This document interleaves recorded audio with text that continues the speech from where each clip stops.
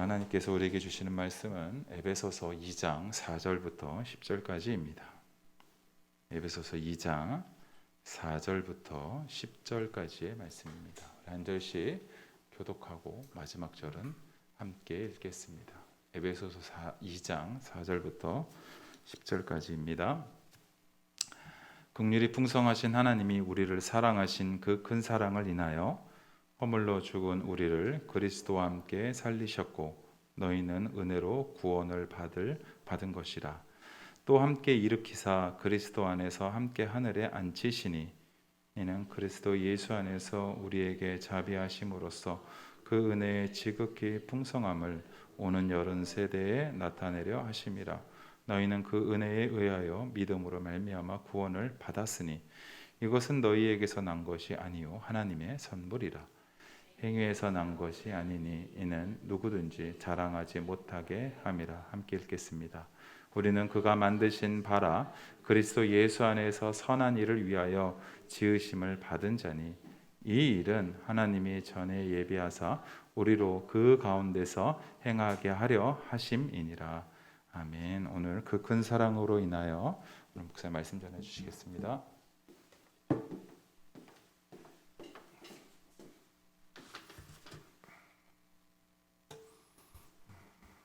기도하고 시작하겠습니다. 하나님 아버지 감사합니다. 산지교회 주일 예배를 허락하시니 감사합니다. 아버지 이 시간 말씀 가운데 성령님 충만하게 임재하여 주시옵소서. 성령으로 채워 주시옵시고 우리의 마음밭을 194 좋은 마음밭으로 하사 말씀이 뿌려질 때 정말 심기우고 열매 맺게 하여 주시옵소서. 모든 것 주님 손에 의탁합니다. 감사하고 예수 그리스도 이름으로 기도드립니다. 아멘. 주일 예배 오신 성도님들 그리고 이 시간 영상으로 예배를 드리시는 성도님들 반갑습니다. 환영합니다. 우리는 지금 에베소서를 지금 강해하고 있습니다. 에베소서 2장 말씀에는 이제 복음의 정수가 담겨 있습니다. 그중 지난주 살펴본 2장 1절부터 3절까지는 우리가 누구였는지에 대한 말씀이었습니다. 우리는 모두가 죽은 자였습니다. 우리는 죽어 마땅한 자이거나 죽을 운명에 처한 자가 아니라 마른 뼈와 같이 완전히 죽은 자였습니다. 숨을 쉬고 일상의 생활을 하고 있다고 하여도 사실은 생명이신 하나님과 단절된 죽은 자이고 공중의 권세 잡은 자, 사단의 지배하에서 세상 풍조를 따르던 자들이었습니다. 육체의 욕심을 따라 지내던 자들이었습니다. 그것이 죽은 자의 모습이었습니다. 그런 죽은 자인 우리는 하나님께 대적하고 하나님에 대하여 불순종함으로 하나님의 진노의 대상이었습니다. 그러나 4절 한번 다시 한번 읽어볼까요? 시작. 긍휼이 풍성하신 하나님이 우리를 사랑하신 그 큰 사랑을 인하여. 한글 성경에서는 번역되어 있지 않지만 원어 성경은 4절을 그러나 라는 말로 시작합니다. 그러나의 하나님을 만나는 것입니다. 인간은 불순종하였습니다. 그러나 하나님은 그들을 구원하였습니다. 인간은 하나님을 대적하였습니다. 그러나 하나님은 그들을 사랑하시고 긍휼을 베푸셨습니다. 인간은 죽었습니다. 그러나 하나님은 죽은 자를 살리셨습니다. 어떻게 살리셨는지, 하나님은 어떤 방법을 사용하셨는지 이제 사도 바울은 하나님께서 하신 일을 간단한 두 구절로 요약합니다. 5절, 6절입니다. 우리 한번 다시 읽어볼까요? 시작. 허물로 죽은 우리를 그리스도와 함께 살리셨고 너희는 은혜로 구원을 받은 것이라. 또 함께 일으키사 그리스도 예수 안에서 함께 하늘에 앉히시니. 그리스도가 죽은 자 가운데 부활의 첫 열매로 살아나시고 우리 모두는 부활하신 그리스도와 함께 살았고 또한 부활하신 그리스도 예수가 하늘 보좌에 앉으신 것처럼 우리도 그리스도 예수 안에서 하늘에 앉히셨다는 것입니다. 교회를 어느 정도 다니시고 복음에 관해서 조금이라도 들어보신 분이라면 이 구절이 그다지 어렵지 않습니다. 예수님은 포도나무와 가지의 비유를 통해서 하나님께서 일하시는 이 원리를 쉽게 설명까지 해주셨습니다. 요한복음 15장 1절과 4절 말씀인데요. 우리 함께 한번 읽어보겠습니다. 시작. 나는 참 포도나무요 내 아버지는 농부라. 4절 내 안에 거하라 나도 너희 안에 거하리라. 가지가 포도나무에 붙어 있지 아니하면 스스로 열매를 맺을 수 없음 같이 너희도 내 안에 있지 아니하면 그러하리라. 아멘. 자, 예수님이 참 포도나무이고 하나님 아버지가 농부입니다. 우리는 포도나무 가지입니다. 가지가 나무에 붙어 있는 것을 안에 거하는 것이라고 표현하십니다. 포도나무에 붙어 있는 가지는 포도나무와 운명을 같이 합니다. 포도나무가 살아나면 가지가 살아나는 것이고 포도나무이신 예수님이 하늘 보좌에 앉으시면 가지도 그런 것입니다. 그리스도와 함께 그리스도 안에서라는 것은 그런 의미입니다. 그런데 이 모든 것이 누가 하시는 일이라고요? 농부이신 하나님이 하시는 일입니다. 그런데 사도 바울의 오늘 말씀에서 우리는 고개를 갸웃하게 됩니다. 예수를 믿는 그리스도인이라면 방금 말씀드린 이와 같은 기본적인 교리에 관하여 너무 잘 알고 있습니다. 그리고 믿음의 중요성도 압니다. 히브리서 11장 1절에 믿음은 바라는 것의 실상이요 보이지 않는 것들의 증거라는 말씀이 있습니다. 믿음은 추상적인 것이 아니라 실상, 즉 실제로 존재하는 것과의 연결점이고 증거, 즉 눈으로는 보이지 않지만 존재함이 증거되는 그 확실함과의 연결점입니다.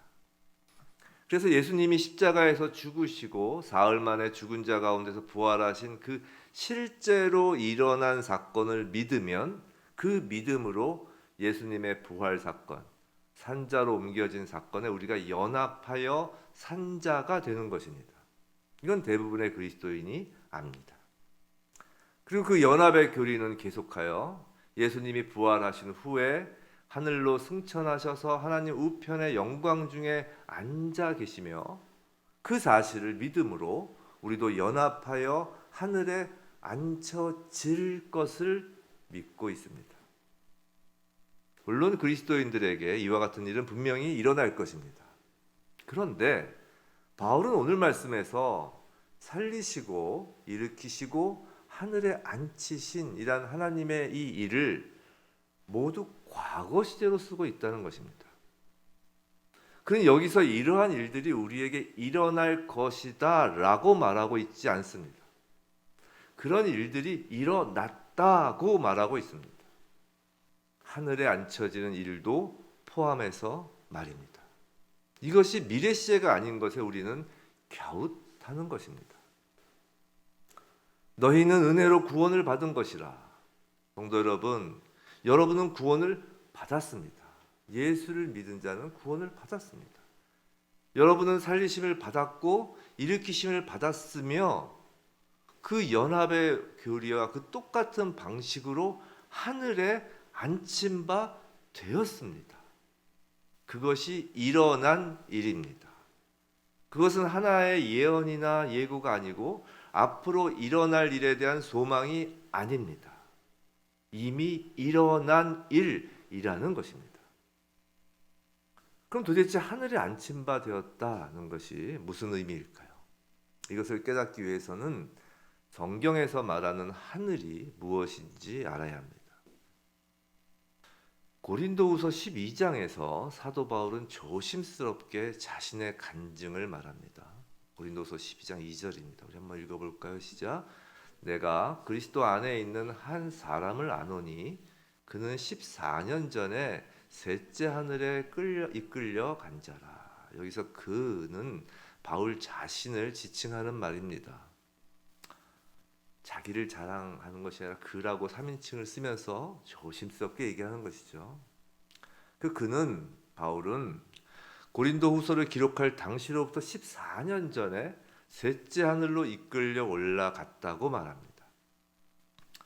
자, 첫째 하늘은 공기, 구름과 같이 우리가 살고 있는 세계입니다. 둘째 하늘은 별과 달과 태양이 속해 있는 영역입니다. 우주라고 생각하시면 될 것입니다. 그럼 셋째 하늘은 무엇일까요? 그건 하나님께서 특별히 자기 임재와 영광을 나타내 보여주시며 주 예수 그리스도께서 지금도 영화로운 몸으로 거주하고 계시는 곳입니다. 바울은 지금 에베소 성도들과 현재를 살고 있는 우리들, 바로 저와 여러분에게 너희는 이미 셋째 하늘에 속해 있다고 하는 것입니다.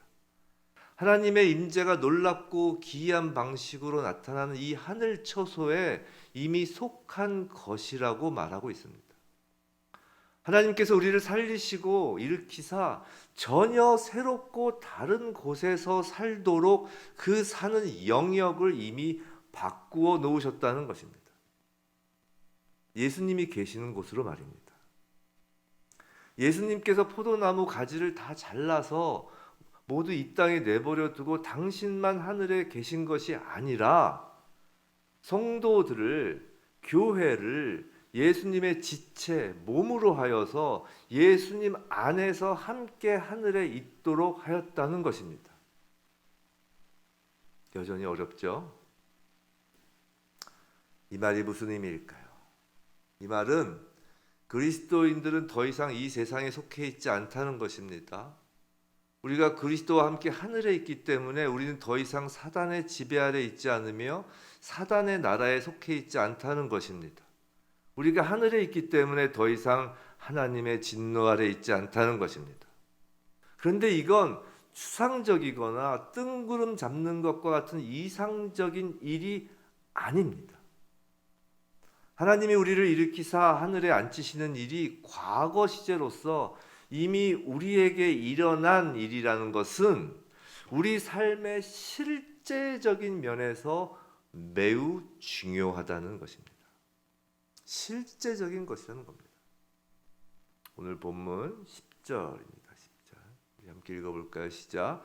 우리는 그가 만드신 바라 그리스도 예수 안에서 선한 일을 위하여 지으심을 받은 자니 이 일은 하나님의 전에 예비하사 우리로 그 가운데서 행하게 하려 하심이니라. 사도 바울은 하나님께서 우리를 구원하시는 그 일을 하나님의 만드시고 지으시는 일, 즉 창조행위라고 합니다. 맞습니다.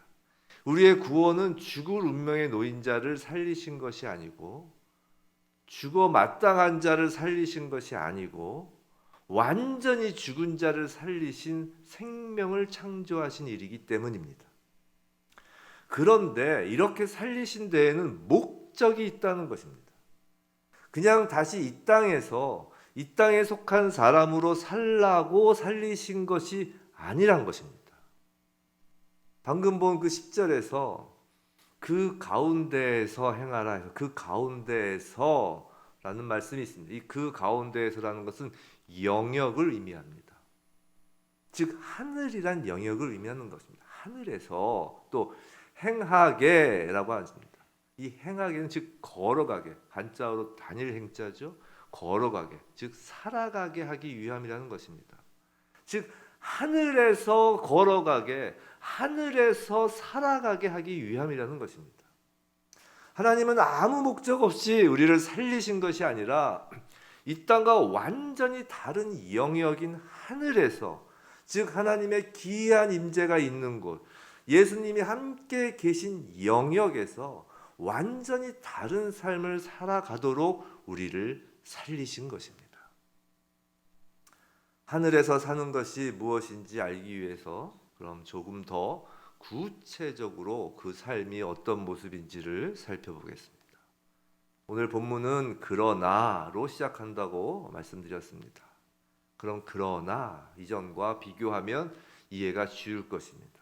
아까 간략히 언급을 드렸는데 세 가지를 말씀드리겠습니다. 첫째, 그리스도인은 더 이상 이 세상에 속해 있지 않습니다.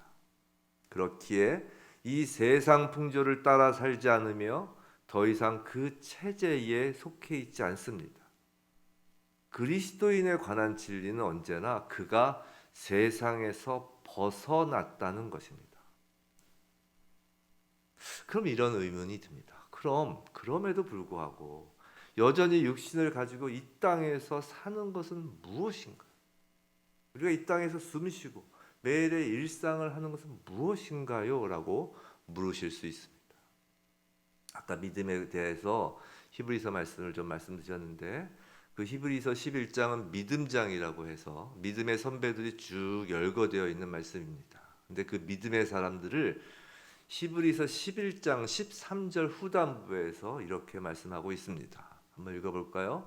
또 땅에서는 외국인과 나그네임을 증언하였으니 랍니다. 믿음의 계보를 이어가는 믿는 자들은 이 땅에서 외국인과 나그네임을 증언하는 자라는 것입니다. 보이는 자라는 것입니다. 믿음의 조상이라고 일컬어지는 아브라함에 대한 히브리서 말씀을 좀 더 볼까요? 히브리서 11장 8절 9절 말씀인데 8절 먼저 읽겠습니다. 시작. 믿음으로 아브라함은 부르심을 받았을 때 순종하여 장래 유업으로 받을 땅에 나아갈새 갈 바를 알지 못하고 나아갔으며 9절을 이제 보려는 겁니다. 9절 말씀 띄워주세요. 9절 믿음으로 그가 이방의 땅에 있는 것 같이 왜 더 안 돼 있어요? 자막을 만드시는 분이 실수하셨나 봅니다. 제가 읽어드릴게요. 11장 9절입니다. 11장 9절 뒤에 제가 계속 읽겠습니다. 믿음으로 그가 이방의 땅에 있는 것 같이 함께 읽겠습니다. 약속의 땅에 거류하여 동일한 약속의 유업을 함께 받은 이삭 및 야곱과 더불어 장막에 거하였으니. 아브라함과 이삭과 야곱이 사는 곳이 어디라고요? 장막에 거하였으니 라고 말하고 있습니다. 어째서 그렇습니까? 언제라도 떠날 준비가 되려고 장막에 거하는 것입니다. 믿는 자의 이 땅에서의 삶이라는 것이 나그네, 순례자, 여행자와 같다는 것입니다. 우리가 어디 외국에 여행을 갔다고 합시다. 어떤 때는 5성급 호텔 펜트하우스에서 머물 수도 있고 어떤 때는 무전여행을 할 수도 있습니다. 그런데 호텔에 머물든 무전여행을 하든 우리도 우리 자신을 여행객으로 인식할 뿐만 아니라 그곳 여행지에 사는 그 나라 사람들 눈에도 우리는 여행객으로 보일 뿐입니다. 그리스도인은 스스로 여행객이라고 여기고 남들 눈에도 여행객으로 보이는 사람들입니다. 이 땅에 속한 사람과 그리스도인은 구별될 수밖에 없습니다. 여러분은 스스로 나그네라고 생각하고 살고 계신가요? 아니면 여기가 좋사오니라며 눌러앉아 사시려고 생각하시나요? 세상 사람들이 우리를 보면 정말 나그네처럼 보일까요? 아니면 세상의 주인처럼 보일까요? 우리의 모습을 돌아볼 필요가 있습니다. 그런데 여행객에게는 여행 가이드북이 있습니다. 낯선 곳에서 길을 헤매지 않기 위함이죠. 이 땅에서 여행객인 우리에게도 가이드북이 있습니다. 그건 하나님이 주신 가이드북입니다. 그게 성경 말씀입니다. 그 가이드북을 자주 보며 살아가야 혼란과 분쟁, 각종 어지러운 세상의 그 소음과 휘황찬란하게 번쩍이는 그 세상의 화려함 속에서 여행객은 길을 잃지 않을 수 있습니다. 이미 하늘에 속한 그리스도인의 모습은 하나님이 주신 여행 가이드북인 성경 말씀을 늘 가까이 두고 수시로 읽으며 길을 따라가는 사람입니다. 이 땅에서 잘 사는 길을 따라가는 것이 아니라 이 땅에서 하늘집으로 가는 길을 잃지 않으려고 말입니다. 둘째, 우리가 그리스도 안에서 하늘에 있다는 것은 우리가 더 이상 사단의 지배 아래 있지 않다는 것입니다. 우리는 과거 사단의 희생물이요 밥이었습니다. 우리는 사탄의 나라 안에 있었고 사단의 권세 아래 있었습니다. 땅에 속한 자였습니다. 그러나 하나님이 우리를 땅에서 하늘로 옮겨지게 하셨습니다. 사단의 영역에서 예수님의 영역으로 주소 이전이 된 것입니다. 베드로전서 5장 8절 잘 아시는 말씀, 근신하라 깨어라 너희 대적 마귀가 우는 사자같이 두루다니며 삼킬자를 찾나니라고 합니다. 우는 사자. 성도 여러분, 사단은 우는 사자일 뿐입니다. 우리에게는.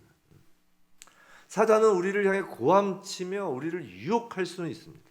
그러나 우리가 더 이상 사단의 지배 아래 있지 않습니다.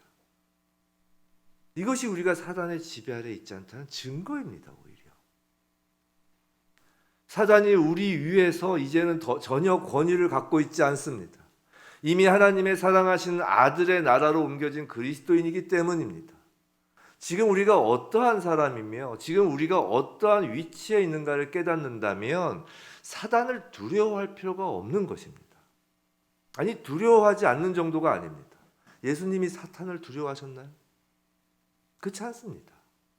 사탄이 예수님을 두려워하였습니다. 귀신들이 떨고 예수님께 자신들을 쫓아내지 말라고 빌었습니다. 그럼 우리는요? 포도나무와 가지입니다. 예수님 말씀대로 우리가 예수님 안에, 예수님이 우리 안에 거하십니다. 연합된 것입니다. 사탄이 우리를 볼 때 우리와 연합하여 계신 그리스도를 보는 것입니다. 예수님 안에 거한 그리스도인은 사탄을 두려워하는 것이 아니라 사탄을 쫓아내는 것입니다. 나그네는 나그네인데 이 땅에서 두려움과 가슴 졸이며 사는 것이 아닙니다. 예수님 안에 사는 우리는 이 땅에서 가슴 피고 당당하게 예수의 이름으로, 예수 안에서 연합된 예수의 능력으로 귀신을 쫓아내는 것입니다. 사탄 귀신들을 쫓아내는 모습이 이 땅에서 하늘에 속한 자인 우리의 모습입니다. 제자들이 귀신 들린 아이로부터 귀신을 쫓아내지 못할 때 예수님이 말씀하셨습니다. 그 장면 기억나시는 분들 계실 텐데, 예수님이 말씀하시기, 제자들이 왜 우린 못합니까? 했을 때 예수님이 말씀하시기를 기도 외에는 다른 것으로는 이런 종류가 나갈 수 없다고 말씀하셨습니다. 우리 명심하여야 합니다. 우리가 예수 이름으로 기도할 때 사탄이 떨고 도망가는 것입니다. 기도할 때 우리는 두려워하지 않을 수 있는 것입니다. 기도할 때 귀신을 쫓을 수 있습니다. 귀신은 기도하는 사람을 두려워합니다. 예수 이름으로 기도하는 곳에서 사단이 쫓겨가는 것입니다. 하늘에 속하여 행하고 살아가는 우리의 모습은 기도하는 모습입니다. 세 번째로, 우리가 하늘에 있기 때문에 우리는 더 이상 하나님의 진노 아래 있지 않다는 것입니다. 이 세상은 멸망하게 될 운명에 처해 있습니다. 이건 절대로 겁을 주려는 말이 아닙니다. 성경의 처음부터 끝까지 이것보다 더 명백하게 진술된 것은 없습니다. 사탄과 사탄이 지배하는 세상 안에 있는 모든 악들에 대한 심판이 오게 될 것입니다. 하나님의 진노가 그 위에 부어지게 될 것입니다. 성경 속에서 노아 홍수와 소돔과 고모라의 멸망, 이스라엘 자손들의 포로 생활, 주후 70년에 있었던 예루살렘 멸망 등으로 그것의 윤곽이 쭉 그려지고 있습니다. 하나님을 대적하고 불순종하였던 하나님의 진노 아래 있는 모든 사람들 위에 덮칠 재앙의 암시입니다. 반드시 그날은 옵니다. 그러나 그리스도인은 그 진노에서 빠져나와 있습니다. 장차가 아니라 이미 우리는 그리스도와 함께 하늘에 있기 때문에 이미 심판의 영역에서 빠져나온 것입니다. 그러므로 예수 그리스도 안에서 더 이상 정죄함이 없나니 라고 말씀하시는 것입니다.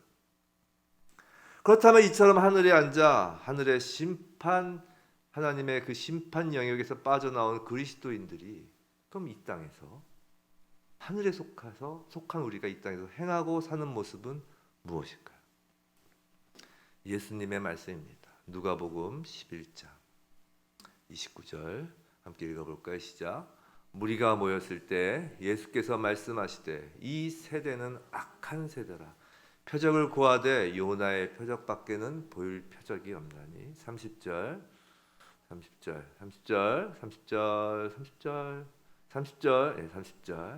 요나가 니느웨 사람들에게 표적이 된 것 같이 인자도 이 세대에 그러하리라. 악한 세대, 악한 세상에서 보일 표적은 요나의 표적밖에는 없다고 하십니다. 이 요나가 누구냐면 이제 초신자분들도 계시니까 하나님이 니느웨가 이제 40일 안에 망할 것이다라고 하는 소식을 니느웨에 전하라고 합니다. 근데 니느웨는 유대인과 완전히 철천지 원수입니다. 아주 악한 그 나라 사람들입니다. 니느웨가. 그래서 요나가 가기 싫어서, 그 말을 전하기 싫어서 이제 도망가죠. 도망가니까 이제 하나님이 물고기가 이제 잡아먹게 합니다. 뱃속에서 죽진 않고 뱃속에서 3일 동안 있다가 나와서 자신의 잘못을 깨닫고 니느웨에 가서 너희들이 망한다라고 전하고 있던 그런 얘기입니다. 근데 예수님께서 이 요나의 표적을 말씀하시는 것입니다. 그래서 우리 요나의 표적이라고 하면 요나가 물고기 뱃속에서 3일간 있었던 것으로 예수님이 3일 동안 죽은 자 가운데 있다가 부활하시는 것에 대한 그 표적만을 주로 생각합니다. 뭐 그것도 맞습니다. 절대적으로 맞습니다. 근데 그렇게만 해석하면 방금 읽은 그 29절 30절 중에 누가복음 11장 30절에서 제가 다시 한번 읽어드리면 요나가 니느웨 사람들에게 표적이 됨과 같이 인자도 이 세대에 그러하리라 라는 이 부분, 요나가 느니웨 사람들에게 표적이 되었다는 부분이 사실 해결이 되지 않습니다. 요나가 3일 동안 물고기 뱃속에 있다가 나온 것이 니느웨 사람들과 무슨 상관이 있는지 잘 모르겠는 것입니다. 뭐 니느웨 사람들 요나가 3일 동안 있었는지 아닌지 모르잖아요. 그런데 요나가 3일 동안 물고기 뱃속에서 나와 3일 동안 물고기 뱃속에 있다가 나와서 무엇을 하였다고요? 바로 악한 세대를 대표하는 그 니느웨 생을 돌며 하나님께서 심판하실 것이라는 말씀을 전한 것입니다.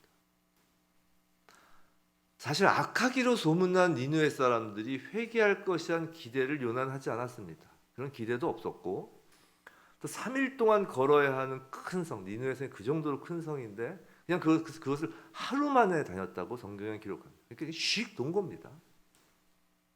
그리고 40일이 지나면 니느웨가 무너지리라. 뭐 자세히 얘기도 안 하고 그냥 40일 지나면 니느웨가 무너지리라. 막 그것만 외치고 아주 간단한 메시지만 전달하고 돈 겁니다. 그럼에도 불구하고 요나의 생각과는 달리 메시지를 들은 니느웨 사람들은 회개를 하였습니다. 하나님이 심판하지 않으셨습니다. 요나의 표적의 또 하나의 의미가 바로 이것입니다. 악한 세대에게 전하여지는 예수님의 메시지, 복음이 바로 요나의 표적입니다. 하나님의 진노, 심판의 자리에서 벗어난 하늘에 속한 그리스도인들의 모습은 니느웨와 같이 도저히 구원받을 것 같지 않은 이 악한 세대의 사람들에게 복음을 전하는 모습입니다. 우리가 바로 예수님과 연합되어 장사된 지 3일 만에 부활한 요나인 것입니다. 이 세상에서 나그네 여행객은 맞는데 그저 관광객이 아닌 것입니다. 유람객이 아닌 것입니다. 니느웨 성에 하나님 말씀을 전하는 요나와 같은 복음 전도자인 것입니다. 세상과 구별이 안 될래야 안 될 수 없는 그리스도인의 모습입니다. 성도 여러분, 이 모든 것이 은혜입니다. 죽은 자였던 우리가 하나님의 지으심으로 살아나고 일으키심을 받아 하늘에 앉힌 자가 된 것이 은혜입니다. 하나님이 하신 일입니다. 우리는 하나님이 하신 일을 기적이라고 합니다. 즉 기적입니다. 그 은혜, 그 기적으로 우리는 완전히 다른 영역의 사람이 되었습니다. 그래서 이 땅에서는 나그네 여행객일 뿐입니다. 가슴에 말씀을 품고 두 손으로 기도하며 두 발로 복음을 전하는 나그네 여행객입니다.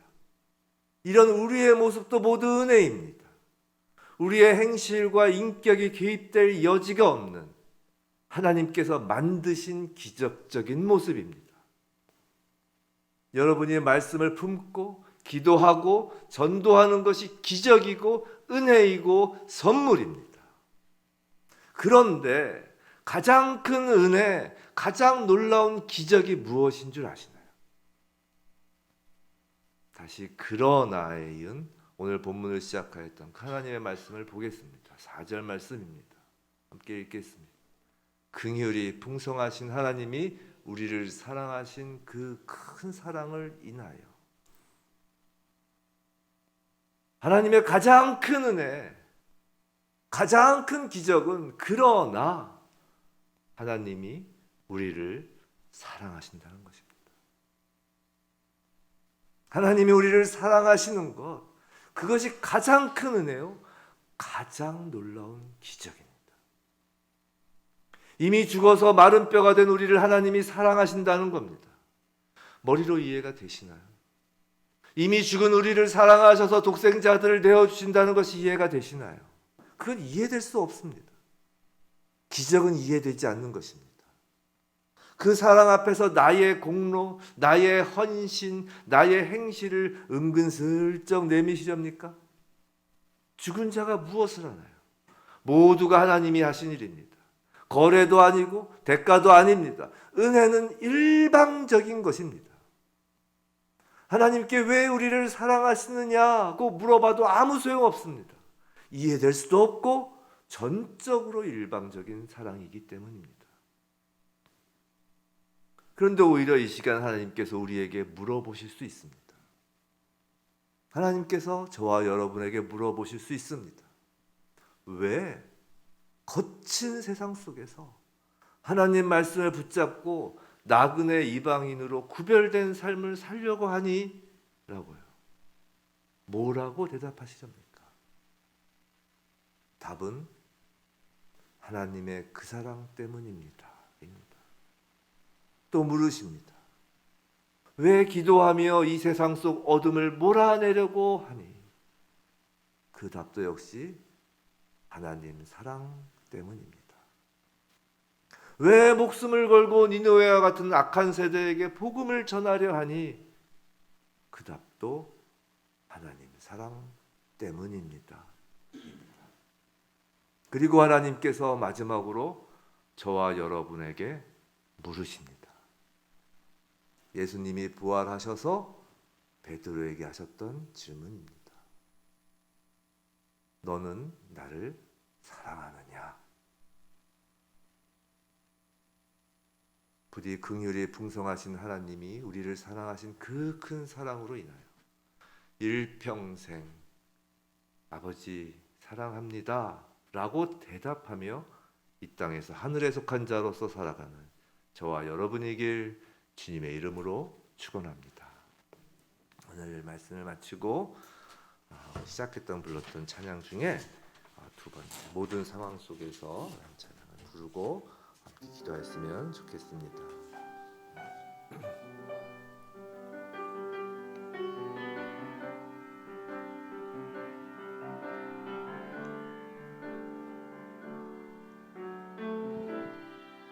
모든 상황 속에서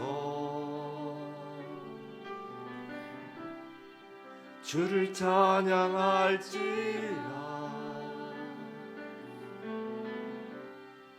주는 너의 큰 상급 큰 도움이시라.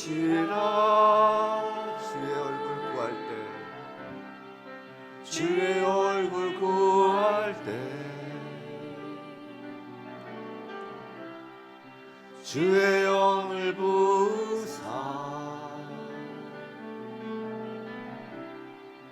크신 사랑 안에서 주를 보게 하소서.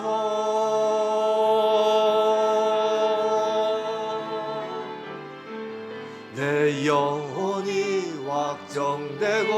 확정되어 싸우니 믿음에 눈들어 주를 바라봅니다.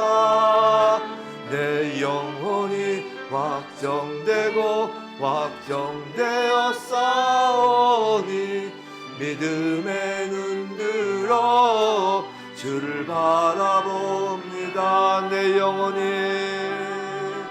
내 영혼이 확정되어 싸우니 믿음에 눈들어 주를 바라봅니다.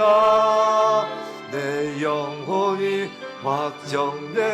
확정되어 싸우니 믿음에 눈들어 주를 바라보. 주를 찬양할 때 주의 나라 이미 임했네. 주의 영원한 나라 주 보게 하소서.